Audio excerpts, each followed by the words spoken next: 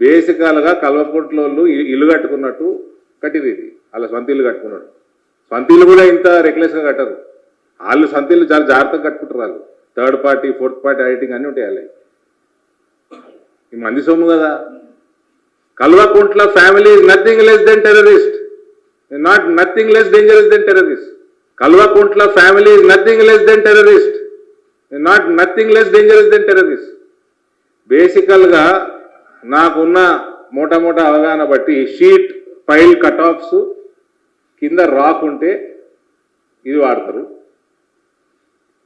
Rock లేకుంటే secant pile cut off వాడతారు.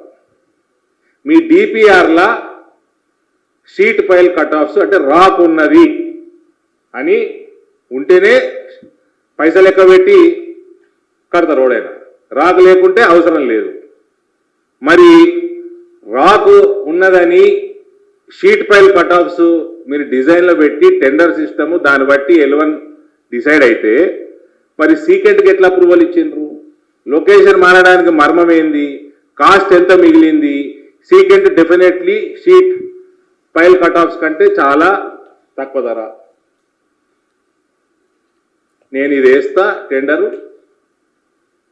నాకు L1 వస్తుంది, నేను తక్కువలో వేస్తా, కానీ రేపు డిజైన్ మారుస్తా, లొకేషన్ మారుస్తా, మీరు ఒప్పుకోవాలి. తర్వాత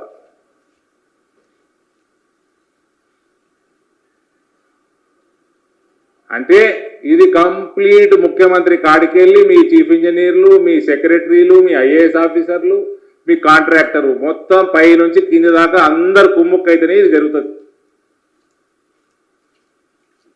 నువ్వు షీట్ పైల్ నుంచి సీకెంట్ పైల్కి పోయినప్పుడు నువ్వు L2 తోటి కన్సల్ట్ చేసినవా?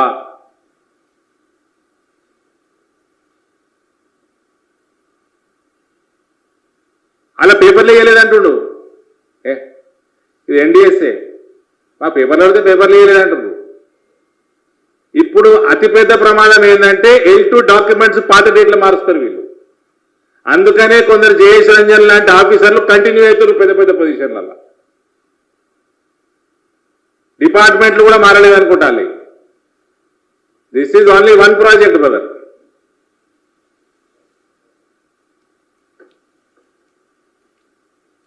ఇందులో చాలా మార్గం ఉన్నది. లెటర్లో పైది కనబడుతున్నది superficial. There has to be a thorough CBI enquiry into this. Kalvakuntla family is nothing less than terrorist, not nothing less dangerous than terrorist. And I have made a comment in the past, Revant will be far more dangerous than KCR. And he is proving to be so.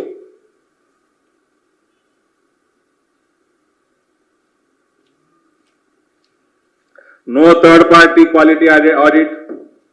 ఇంత పెద్ద project quality auditing చేసుకోరండి. Telangana government via 2013 memo has discontinued third party quality checks under TPQ, third party quality control packages. దేనికోసం? ఎందుకు చేసుకోలేదు? అంటే ఎంత heavy corruption ఉంటాయితే ఇవన్నీ. మళ్ళీ మింగేది ఒకడే మింగాలి. థర్డ్ పార్టీ చేస్తే మళ్ళీ వానికి నీయాలి కదా, వాని మేనేజ్ చేయాలంటే. అంటే ఇలా మింగే దాంట్లో కూడా కక్కుడితే మొత్తం తెలంగాణ భాషలో ఏదో ఉంటుంది, అగడమల్ల ఏదో వేసిందట. ఇది